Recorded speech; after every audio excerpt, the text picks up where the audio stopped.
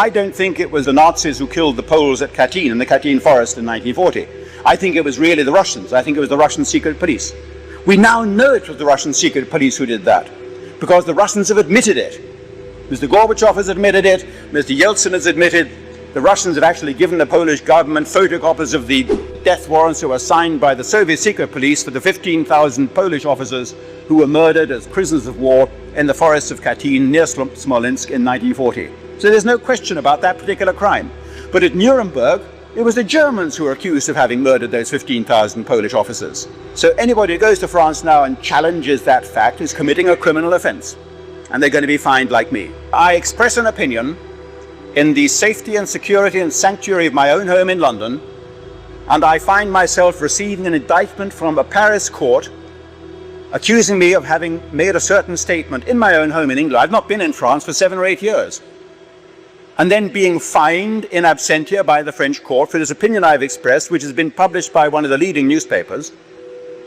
But it gets worse, because the indictment that is served on me under a new law passed in France, a law for the amendment of the freedom of speech.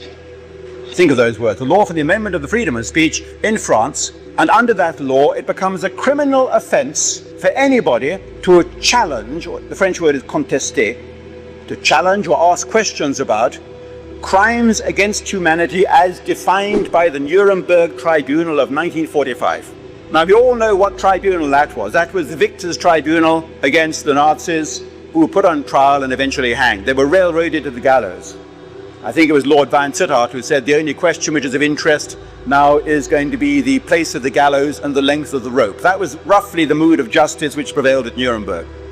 But it gets worse, because it is a criminal offense to mention these crimes, to mention the challenging of these crimes.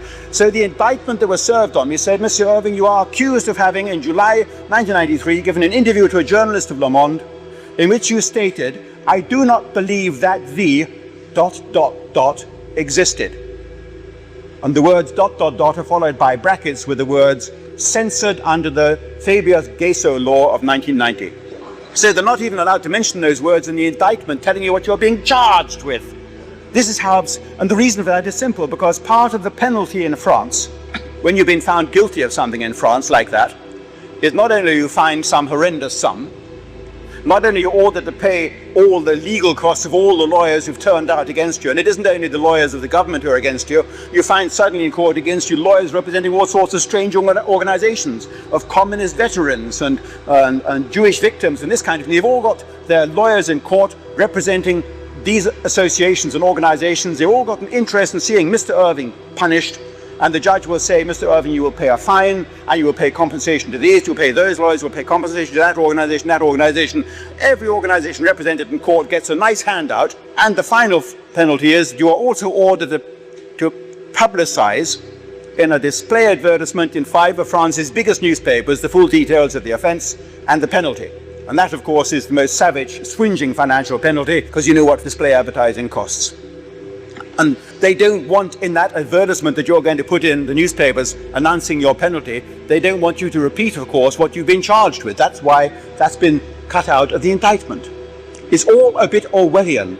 The freedom of speech, which is constitutionally guaranteed to you United States citizens, is something that you're so accustomed to, you take it for granted. Don't take it for granted. Fight to protect it.